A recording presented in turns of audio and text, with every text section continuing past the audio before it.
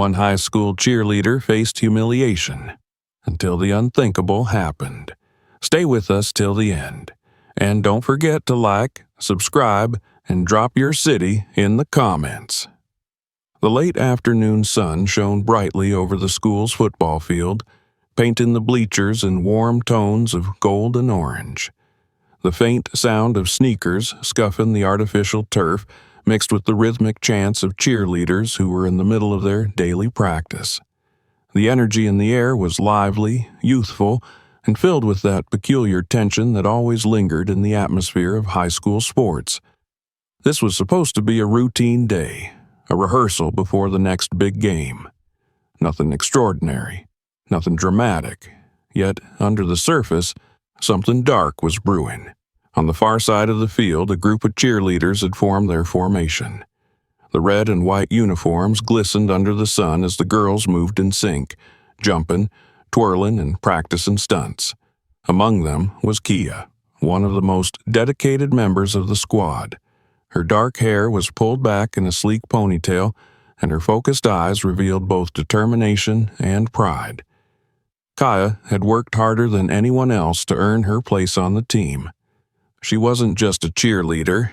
She was someone who wanted to prove that she belonged, that her voice mattered, and that her presence was as valuable as anyone else's. But Kia also knew the silent looks she received from time to time. She had felt the weight of unspoken judgment hanging over her since the first day she auditioned for the squad. A black girl in a predominantly white cheerleading team, she had heard the whispers, the subtle laughter behind her back, the fake smiles that concealed disapproval. Yet Kia stood tall, refusing to let prejudice break her spirit. Every clap of her hands, every jump into the air, was her declaration that she wasn't going anywhere. The stadium bleachers were mostly empty, save for a few students hanging around, pretending to do homework or scrolling through their phones. Near the entrance, a man was standing with his arms folded across his broad chest, his eyes scanning the field.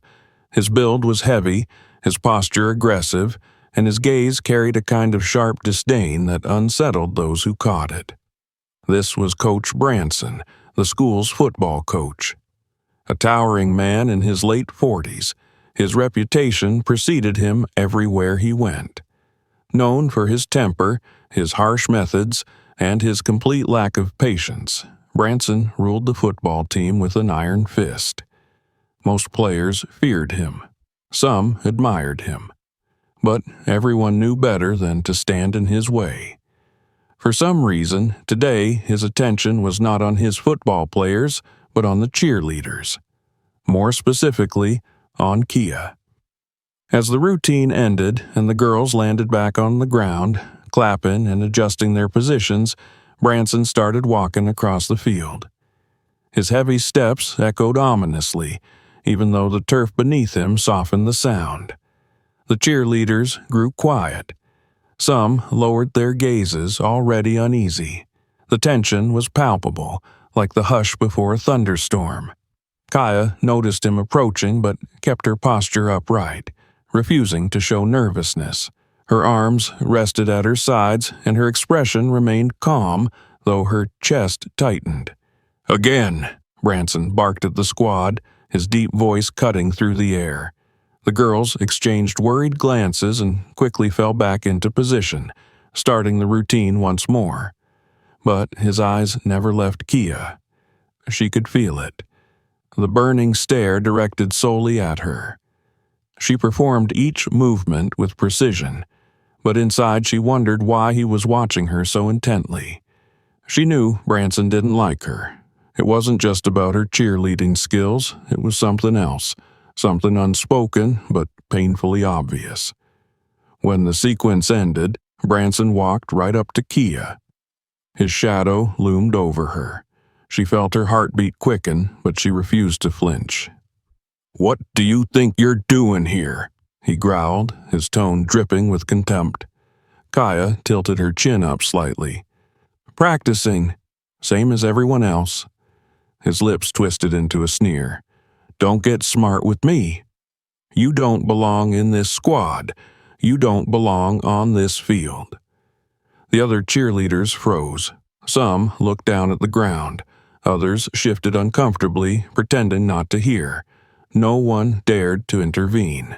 Kia swallowed hard but kept her voice steady. "I tried out. I was chosen. I earned my spot." Branson leaned closer, his face twisted in anger. "Earned? Don't make me laugh.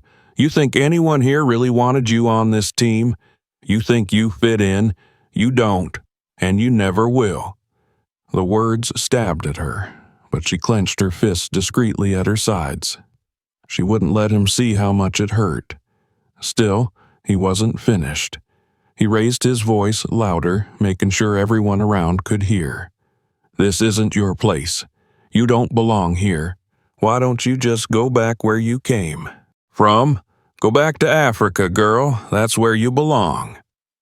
Gasps rippled through the small crowd of students who were watching from the bleachers. The cheerleaders froze in shock. Kia felt the world tilt around her as his words echoed in her ears, cruel and deliberate. Her chest burned with shame and anger, but she kept her expression unreadable, her posture strong. Inside, though, she wanted to scream. She wanted to lash out, to defend herself against his poisonous words, but she knew that if she did, he would twist it against her. That was the way people like Branson operated. They provoked, they humiliated, and then they punished when you dared to stand up for yourself. The air grew heavy with silence. The other girls looked away, too afraid to step in. Some of the football players who'd been hanging around shifted awkwardly, but none of them moved to stop their coach. Everyone knew his temper, and no one wanted to be his next target. Kia's heart pounded, but she stood tall, her eyes locked on Branson's furious face. She would not back down, not here, not in front of everyone. Branson sneered again, his voice dripping venom. "You think standing there with your chin up makes you strong? You're nothing. Nothing but a mistake in that uniform. And if it were up to me, you'd be gone before the day is over."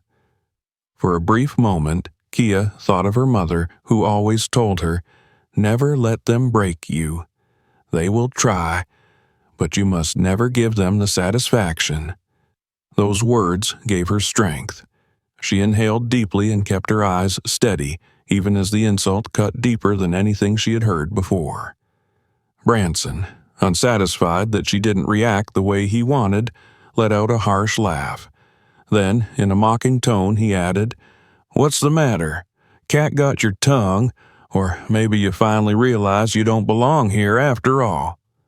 The stadium felt suffocating, the heat of the sun bearing down like judgment. Every second stretched endlessly, the humiliation pressing down on her shoulders. But Kia didn't move. She didn't cry. She didn't break. She stood there, silent but unyielding, while Branson's cruel words hung in the air. And somewhere, unseen in the background, someone else had noticed. Someone who had been quietly walking the grounds, revisiting the place where his own story once began. Someone who was about to change everything. The stadium roared with silence, unaware that this was only the beginning.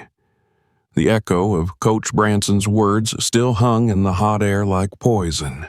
The cheerleaders, lined up in their neat formation, no longer looked like a team ready to practice.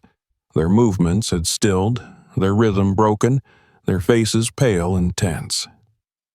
Every girl seemed to shrink under the weight of the moment, but none as heavily as Kia, who stood rigid, her chin held high even as her insides churned. The coach didn't stop. His fury only grew, feeding off his own voice and the silence of those around him. He prowled in front of her like a wolf circling its prey, his chest heaving with exaggerated breaths, his face red with rage. The veins in his neck bulged as he shouted, his hand stabbing the air, pointing at her as though she were an intruder on the sacred ground. "You don't belong here, girl," he roared, his voice carrying across the field. I don't care what the judges said during tryouts. I don't care how many flips you can do. This squad is supposed to represent our school, and you," he jabbed his finger closer toward her face, "you are nothing but a reminder of why everything's going downhill. Do you hear me? You're not wanted." The girls beside Kia shifted uncomfortably, some biting their lips, some looking at the ground as if wishing they could vanish. A couple of them shot nervous glances at her, guilt flickering in their eyes, but they said nothing. Their silence spoke louder than words. From the bleachers, the few students who had been lazily watching now leaned forward, caught between curiosity and shock. A couple whispered to each other, their voices hushed, as though commenting on a car crash they couldn't look away from. No one dared to stand up. No one dared to say enough. Kaya's jaw tightened. Every word cut like a knife, yet she refused to drop her gaze. Her mother's voice echoed in her head again. "Strength doesn't mean shouting back. Sometimes strength is just standing tall when they expect you to fall." So she stood, her back straight, her hands clenched into fists at her sides, but her face calm. Her silence seemed to enrage Branson even more. His voice rose higher, his insults sharper, more venomous. "Look at her, everyone," he barked, sweeping his arm toward Kia as if she were some exhibit. "Does this look like someone who represents you? Does this look like someone who belongs in your school colors? She should be grateful we even let her on this field. She should be on the sidelines, not in uniform, and you know why? Because no matter how hard she tries, she'll never be one of us." The words exploded across the stadium. Gasps rippled through the squad. One of the younger cheerleaders blinked back tears just from the cruelty of hearing it. Kia, though, forced herself to stay still, though her heart pounded so hard she thought it might break through her chest. Branson's voice dropped for a moment, dripping with venom rather than fire. "Why don't you just pack up your little skirt, your little pom-poms, and take them back to Africa where they belong? Maybe there you can cheer for whatever mud teams you came from. Because here, you're just a joke." The insult landed like a hammer. The silence that followed was unbearable. Even those who secretly held their own prejudices felt the sting of how far he had gone. His words hung heavy, foul, impossible to ignore. Kia's throat tightened. She wanted to scream. She wanted to spit those words back at him with the force they deserved. But she knew, if she cracked now, if she showed the pain he was desperate to see, he would win. That was his goal, to break her in front of everyone, to make her small. So she stood there, her eyes locked on his, her lips pressed into a thin line. Not a tear escaped, not a word, just silence. It drove him mad. His voice grew louder, his body trembling with anger. "What? Nothing to say? You think standing there like some statue makes you strong? You're pathetic, weak. And I promise you this, sooner or later, I'll have you off this team. Mark my words." The other cheerleaders fidgeted, their eyes darting nervously between Kia and the coach. Some wanted to speak, but fear held them still. They had seen Branson's temper before. The way he could destroy a student's reputation or future with just a few words. No one wanted that fire aimed at them. Kaya could feel her legs trembling, though she fought to keep her upper body steady. She remembered the long nights she had practiced in her backyard, the bruises on her shins, the sweat pouring down her face as she perfected each move. She had earned her place here. She knew she had. And yet, here she was, standing in front of everyone, being told she was worthless, that she didn't belong. Her chest ached, but she clung to her dignity. For a moment, the field fell silent again. The only sounds were the rustle of the wind and the distant calls of birds circling above the stadium. Branson glared at her, panting as though he had just finished a sprint, his anger fueling itself in an endless loop. Then, as if needing to drive the final nail, he leaned close, his voice low but sharp enough for the others to hear. "Don't think for 1 second that your skin color doesn't define you here. You'll always be less. Remember that." Kia felt the words like a punch to the stomach. Yet still she did not cry. Still she refused to bow her head. Inside, however, she was screaming. The humiliation was complete. She had been torn down in front of her team, her peers, her school, and yet, even as her heart broke, a tiny spark of defiance burned within her. She would not give him the satisfaction of seeing her shattered. Around them, the others watched silently, complicit in their fear. No one dared to move. No one dared to stop him. Kia stood alone, enduring the storm, unaware that this moment, this cruel public humiliation, was about to be interrupted by something none of them could have expected. Unseen, somewhere just beyond the bleachers, a figure in a bright green shirt had paused mid-step. His eyes had fixed on the scene unfolding before him, his jaw tightening, his fists clenching at his sides. He had walked these same grounds years before, but he had never seen something like this. The silence after Branson's words was not the end. It was only the pause before the arrival of someone who would not stand by. The stadium seemed frozen in time after Coach Branson's last words. Kaya's silence was a blade against his fury, but also a heavy weight pressing on her chest. Around her, the other cheerleaders still hadn't moved, their bodies stiff, their eyes fixed anywhere but on her face. The humiliation lingered in the air, poisonous and raw, wrapping itself around every corner of the field. But not everyone on the grounds was paralyzed. From the edge of the bleachers, where the sunlight bent into long golden streaks, a man in a bright green t-shirt and a low baseball cap had stopped mid-step. He hadn't intended to draw attention to himself that day. His plan was simple: walk through the old school, revisit familiar hallways, and quietly remind himself of where he had come from. He was not just any visitor. He was someone who once sat in these classrooms, ran laps on this very field, and knew the sting of struggling to belong. He had walked away years ago, chasing a dream that had carried him far beyond the town, beyond the school's gates, into arenas where crowds roared his name. And yet here, on this field, he was just another man walking among memories. But what he saw unfolding before him was not nostalgia. It was cruelty. His steps slowed as he watched the towering coach hovering over Kia, spitting venom into the face of a girl who refused to bow. Something inside him stirred, a mix of anger and recognition.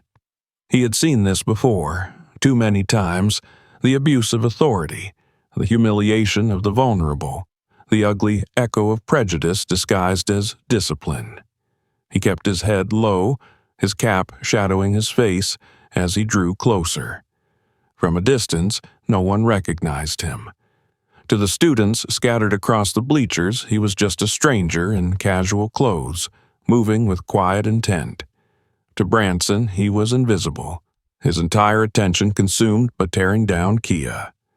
The man's pace was unhurried, but his presence seemed to shift the air. He walked along the track, his eyes never leaving the scene. As he reached the edge of the field, Branson finally noticed the movement from the corner of his eye. Annoyed at the distraction, the coach turned his head sharply, his scowl deepening. "You there!" Branson barked, pointing a thick finger toward the man. "This is a closed practice. What do you think you're doing walking around here?" The stranger stopped just short of stepping onto the turf. His voice was calm, measured. "Just watching. Didn't realize kindness had a curfew." The remark caught some of the cheerleaders off guard. A few widened their eyes at the quiet defiance in his tone. Kia glanced sideways at him, curiosity flickering through her otherwise stern expression. Branson, however, was unimpressed. He scoffed and crossed his arms over his chest. Kindness? What? You think you can walk onto my field and tell me how to coach? This is my school, my team. Whoever you are, you're out of line. The stranger didn't flinch. Instead, he stepped onto the turf, his sneakers pressing softly against the artificial grass. Funny, he said, slowly, his gaze steady, because from where I'm standing, it looks like you're the one out of line. The words sliced through the heavy silence like a blade. The crowd shifted, eyes darting between the two men. There was something about the newcomer's voice, about the way he stood, shoulders squared, presence undeniable, that demanded attention. Kaya's breath caught. She didn't know who he was, but something about him radiated strength, a steady force that stood in sharp contrast to Branson's raging cruelty. The coach let out a harsh laugh, trying to mask the unease creeping into his chest. Oh, this is rich. Some random guy thinks he can come here and lecture me? Do you even know who I am? The stranger tilted his head slightly. Do you know who I am? The question landed strangely, sending a ripple through the silence.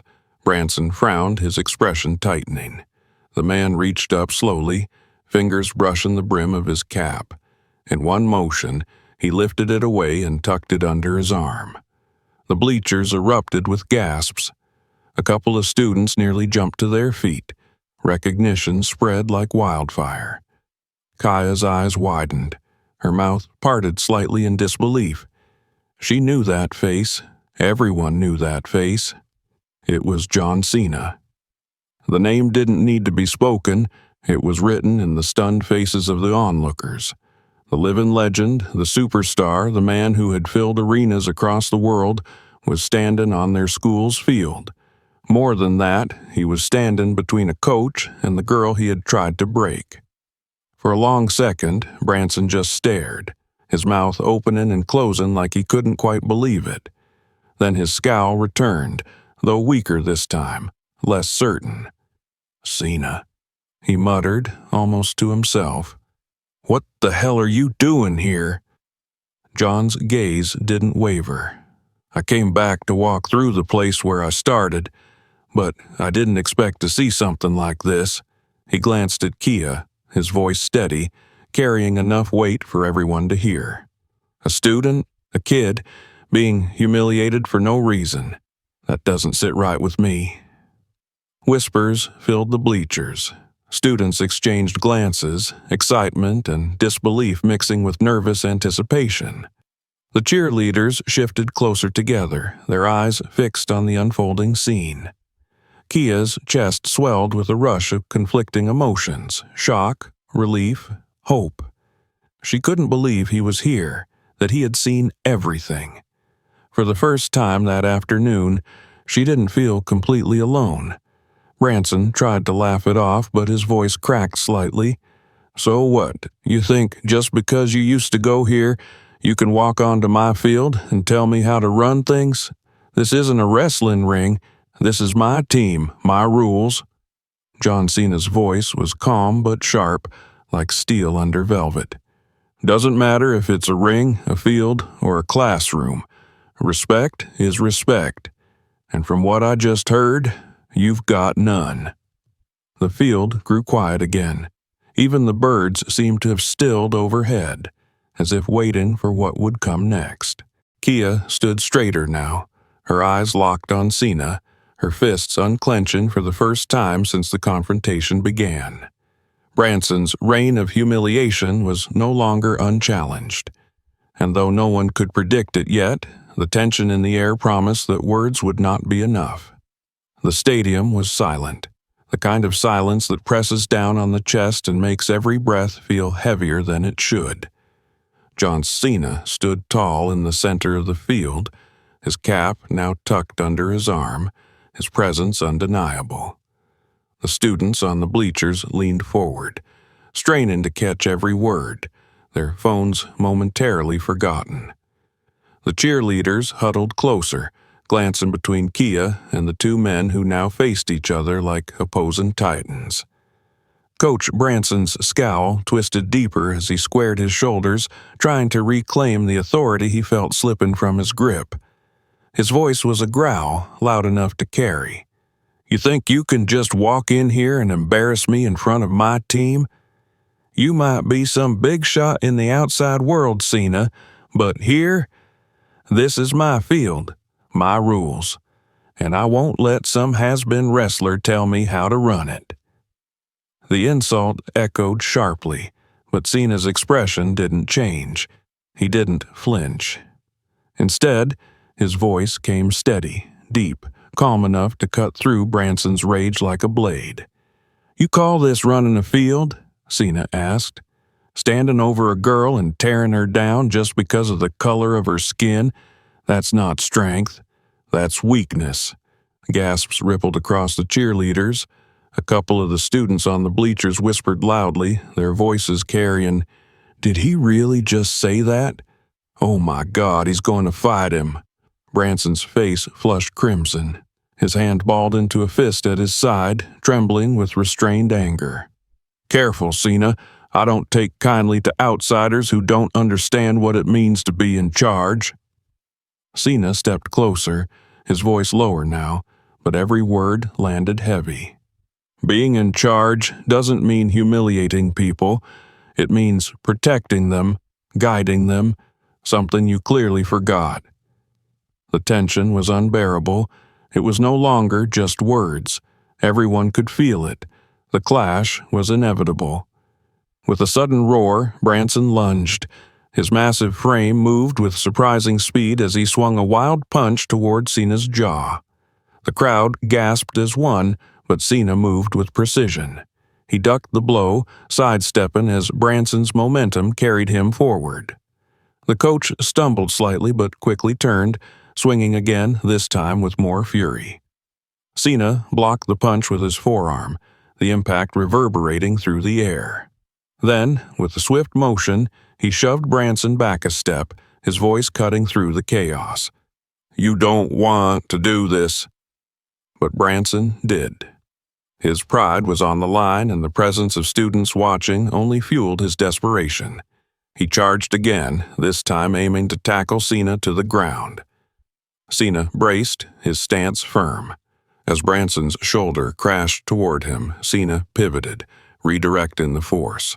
Branson stumbled to the side, nearly losing his balance before regaining his footing.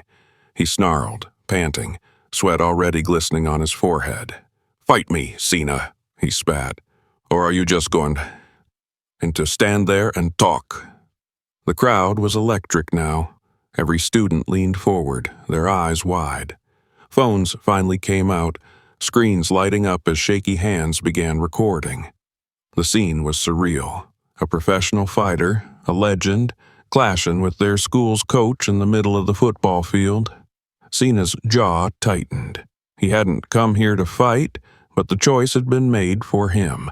His fists rose, not in arrogance but in resolve. Branson swung again, another heavy punch aimed at Cena's face.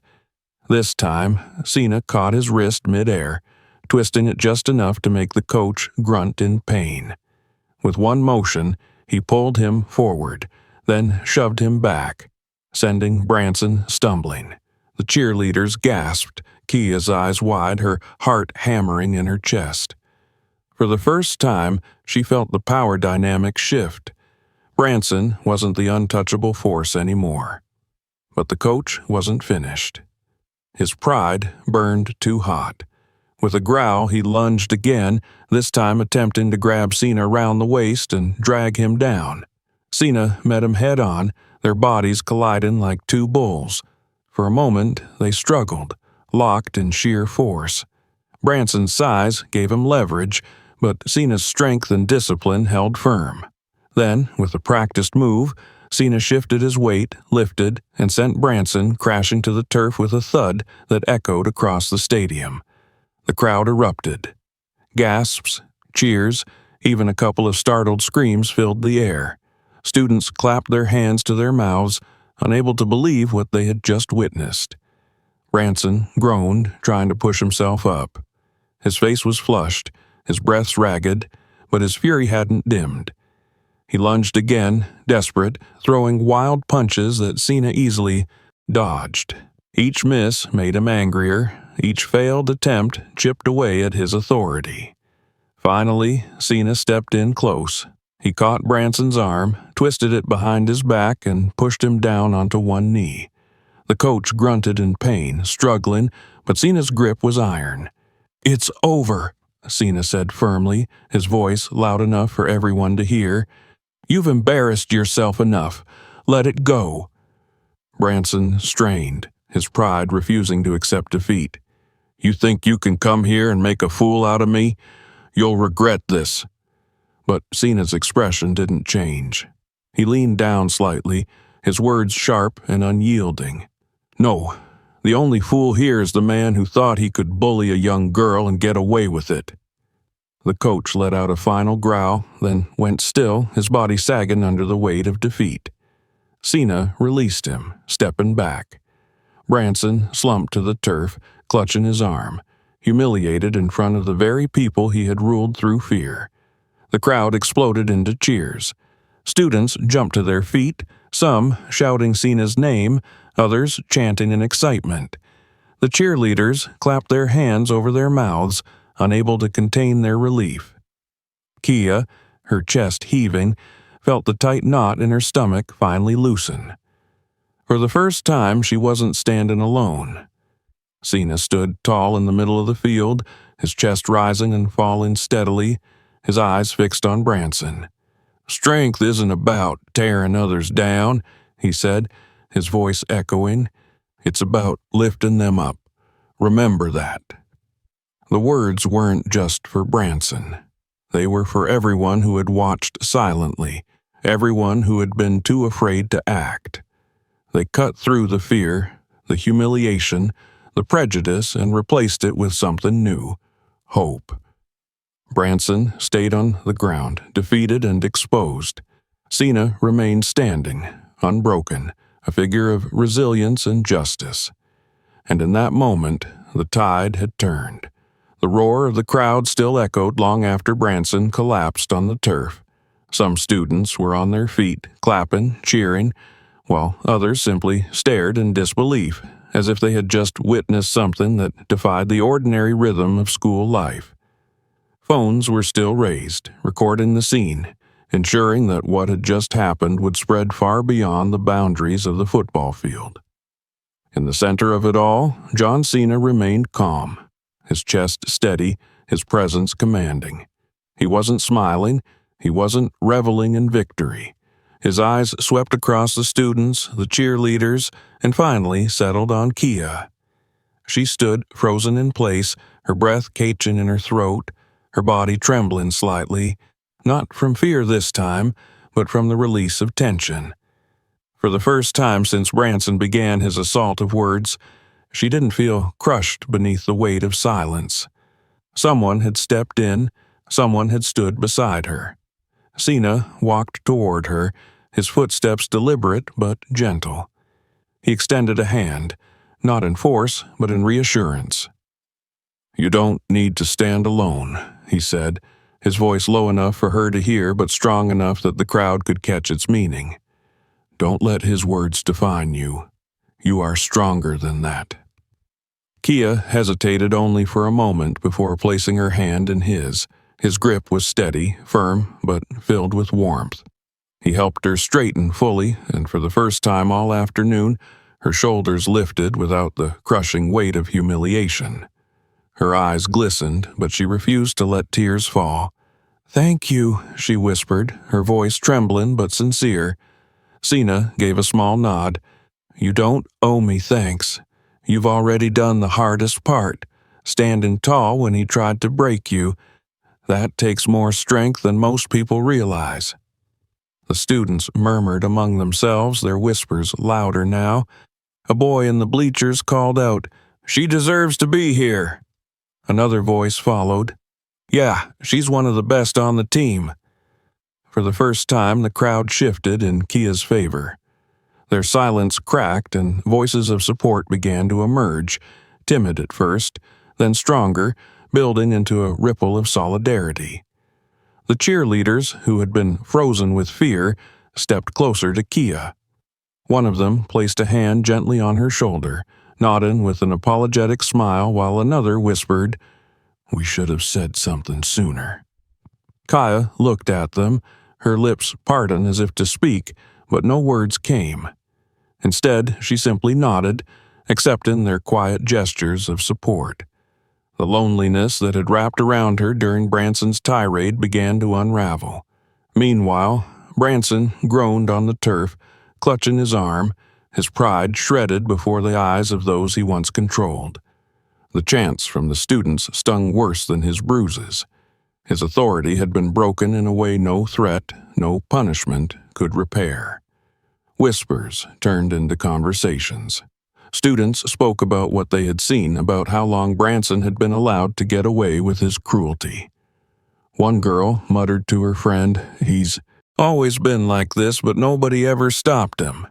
Another boy added, "Yeah, but now everyone's got it on video. They can't cover this up." The reality sank in. This wasn't just a moment on the field. This was evidence, proof, and it wasn't going to vanish into silence. Administrators began to appear at the far end of the field, alerted by the noise and the rising commotion. Their sharp suits and stern expressions did little to hide their surprise when they saw Cena standing tall beside Kia, with Branson slumped on the ground. Teachers whispered frantically among themselves, glancing from Branson to the students recording everything with their phones. One administrator stepped forward, trying to maintain control. "What is going on here?" he demanded. Before Branson could stammer out an excuse, the cheerleaders and students began speaking at once. Their voices overlapped, recounting what had happened. The insults, the humiliation, the racist remarks shouted loud enough for everyone to hear. Some pointed directly at Kia, explaining how she had been targeted. Others raised their phones, already offering the administrators undeniable proof. The weight of silence that once shielded Branson had shattered. Truth poured out from every corner of the field. Branson, his face pale beneath the redness of exertion, tried to bark out a defense. "They're lying. They're twisting my words. That girl, she doesn't belong." But his voice cracked under the weight of the evidence surrounding him. Videos, testimonies, whispers turning into unified voices, all of it closed in on him like walls he couldn't break through. Cena placed himself slightly in front of Kia, not aggressively but protectively. His voice cut through the noise, calm and resolute. "You've all seen what happened. There's no excuse for it. Not here, not anywhere. You can't let this stand." His words carried a force the administrators couldn't ignore. More importantly, the students' voices backed him, refusing to fall silent again. The tide had shifted, and Branson no longer had the power to drown them out. Kaya's chest rose and fell rapidly as she took in the sight. Students speaking for her, administrators forced to listen, Cena standing at her side. The shame Branson had tried to crush her with was being replaced by something else: dignity, respect, justice beginning to take shape. The administrators exchanged uneasy glances. One of them finally nodded stiffly and said, "We'll be looking into this immediately." But everyone knew this was more than a quiet investigation. The truth was already out, captured in shaky hands and glowing screens. By the end of the day, the story would spread beyond the school, beyond the stadium, and the truth would no longer belong to Branson to twist. Kaya exhaled slowly, her body trembling with both exhaustion and relief. She looked at Cena, who gave her a reassuring nod. "This isn't the end," he told her softly, "but you've already won the hardest battle. You didn't let him take your pride." Her lips curved into the faintest smile. For the first time all day, she believed those words. The students kept murmuring, administrators kept debating, Branson kept fuming, but Kia felt a quiet strength settle into her chest. She was no longer the girl standing alone on the field. she was the one people now rallied behind.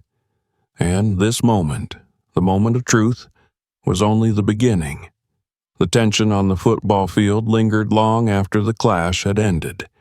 Administrators paced back and forth trying to gather order, but it was impossible to silence the voices of dozens of students whose phones still pointed toward the center of the field.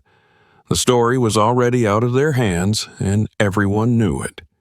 The evidence, Branson's words, his cruelty, his humiliation of Kia, was now living in countless recordings, soon to spread beyond the walls of the school. Coach Branson sat on the turf, his face flushed, his chest heaving. He tried to regain some sense of authority, barking at the administrators. "You can't believe them. These kids are exaggerating. It was discipline, nothing more. I was teaching her respect." But no one believed him. His voice cracked, his words hollow. The more he tried to explain, the more desperate he sounded. Every denial only made him smaller in the eyes of the students, the teachers, and the administrators who had witnessed enough to know the truth. The head administrator, a tall man in a gray suit, stepped forward and spoke with deliberate firmness. "Coach Branson, you are relieved of your duties effective immediately. We will conduct a formal review, but what we've seen here today is unacceptable." A murmur swept through the crowd. The students broke into whispers, then cheers. The cheerleaders clapped their hands together, some sighing in relief, others nodding with satisfaction. For years, Branson had been untouchable, ruling with intimidation, his anger, tolerated because of his results on the field. But that power was gone now. The authority he clung to had been stripped away in full view of everyone. Branson's eyes widened. He shook his head violently, trying to protest. "You can't do this to me. I built this team. Without me, this program falls apart." But his words fell flat. Nobody moved to support him. His players looked away. His colleagues refused to meet his gaze. And the students in the stands, those he once intimidated with his booming voice, now looked at him with something between disdain and pity. He was finished. Kaya stood at the center of it all, the weight of the moment heavy on her shoulders. She had endured humiliation so vicious that it could have broken her, but she hadn't let it. She looked around at the students cheering, at the cheerleaders smiling cautiously at her, at the administrators forced to confront the truth. And finally, her gaze landed on John Cena. He stood just a few steps away, watching quietly, his arms folded, his expression calm. He hadn't come here to be a hero, but that's what he had become. When Kaya met his eyes, he gave her the faintest nod, a gesture of recognition. It was then that the applause began. At first, just a few claps from the bleachers, then louder, then joined by voices. "Kia! Kia! Kia!" Her name rolled across the field, chanted by students who, only an hour before, had stood in silence while she was being torn apart. Now their voices lifted her, echoing through the stadium where she had once felt so small. Kaya's chest tightened, her breath shaky, but this time it wasn't shame or fear, it was pride. She hadn't needed to scream or fight to prove herself. She had stood tall, unbroken, and in doing so, she had shown everyone that she belonged, not because of permission, but because of her strength. The administrators, though flustered, could not stop the momentum. One of them finally addressed the students. "We want to assure you all that what happened here today will not be ignored. The school will not tolerate racism or humiliation. Kia, you have every right to be here, and we support you." The cheerleaders moved closer, surrounding Kia in a circle of solidarity. Some apologized under their breath, others offered smiles and nods of encouragement. For the first time, she didn't feel like an outsider among them. She felt like part of a team. John Cena took a step forward, his voice carrying easily across the field. "What happened today is a lesson for all of us. Strength isn't about breaking people down. It's about standing up for what's right, about protecting those who need it. Kia showed more strength standing in silence than some men show in their whole lives. Remember that. The crowd cheered again, louder this time, and Kia felt her heart swell with gratitude. Cena's words weren't just about her. They were about every student who had ever felt small, every person who had been told they didn't belong. Branson, defeated and humiliated, was escorted off the field by 2 administrators. His protests grew weaker until they vanished completely. For the first time, the field felt lighter, as if the shadow he had cast over it had finally lifted. Kaya looked around, her eyes scanning the students chanting her name, the cheerleaders who now stood at her side, the administrators forced to acknowledge the truth. She realized this wasn't just about her. It was about what she represented. She was no longer just Kia, the girl Branson had tried to humiliate. She was Kia, the symbol of resilience, the proof that cruelty could be challenged, that silence could be broken, that justice could prevail even in the most unlikely places. Cena placed a hand gently on her shoulder. "This is your moment," he said quietly. "Don't ever forget how strong you are." Her lips curved into a small but steady smile. "I won't." As the sun dipped lower in the sky, painting the stadium in shades of amber, Kia stood taller than she ever had before. The humiliation she had endured would not define her. The support she now felt, the justice delivered, and the symbol she had become, that would be her legacy. And as John Cena turned to leave, disappearing quietly the same way he had appeared, Kia realized that heroes didn't always wear capes or demand attention. Sometimes they simply showed up when you needed them most, leaving behind not their names, but the strength to keep standing. On that field, surrounded by voices chanting her name, Kia knew she wasn't alone anymore, and she never would be again. What happened today will never be forgotten. Justice was served and a new symbol was born. If this story moved you, like, subscribe, and tell us where you're watching from.